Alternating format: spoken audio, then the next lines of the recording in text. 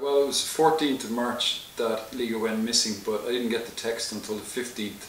I immediately got an emergency visa and I got on a plane on the Saturday morning, St. Patrick's Day, 17th. Well, I arrived on the 17th. Immediately went to the site where she was last seen, which was a beach resort. We searched the area, we talked to a lot of business owners.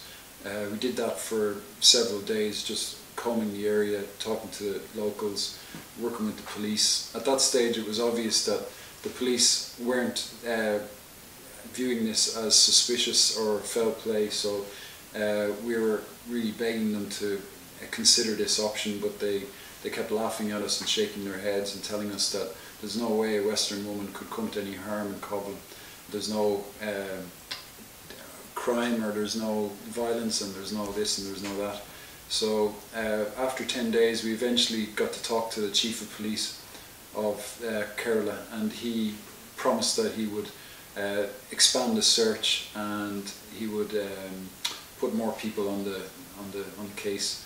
I found out later that they actually hadn't been investigating any kind of foul play even at that stage. They were still just looking for a body.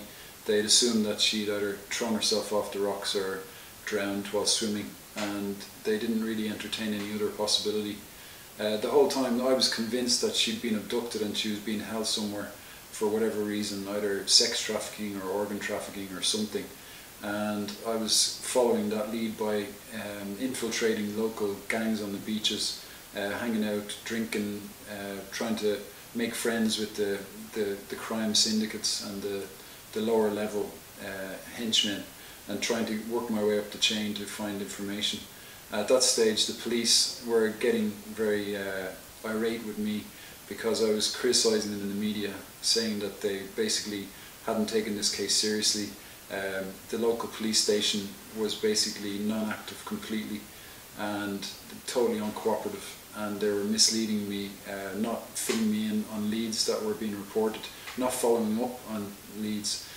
So I got very frustrated with them, and then they took a notion in their head that I was I needed to be removed from the country, so they came up with a plan to get me ejected basically, and I ended up back here in Ireland on the 4th of April. So I was here for 10 days, and then in that 10 days I rallied the troops here, went back there on the 17th, and I continued the search, and 4 days later the body was found at a swampy mangrove forest about 4 kilometres north of Cobham.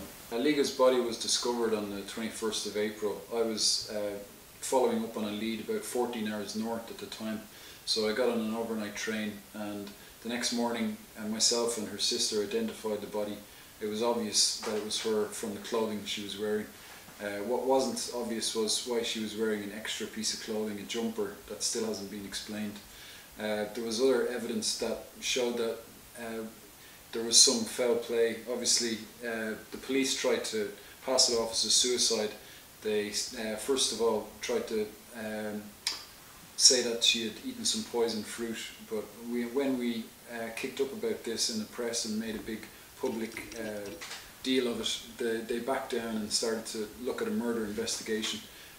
All the way through the investigation they were completely uncooperative with me and treated me like an annoyance and with no rights whatsoever because I wasn't legally married to her.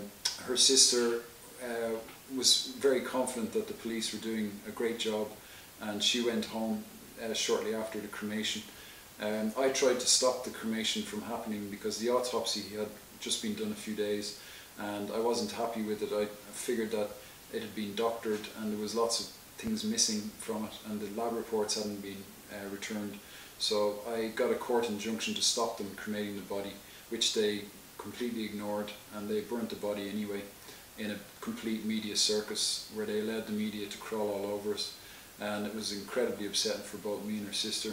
So her sister went home shortly after that wanting to forget about the whole thing, and I continued to put pressure on the police to visit the station every day, asking questions, talking to the locals around where the body was discovered, trying to get a picture of what actually happened, and showing evidence to other outside objective sources, experts in the field, forensic experts, talking to lawyers, talking to the media, basically trying to find out the backstory.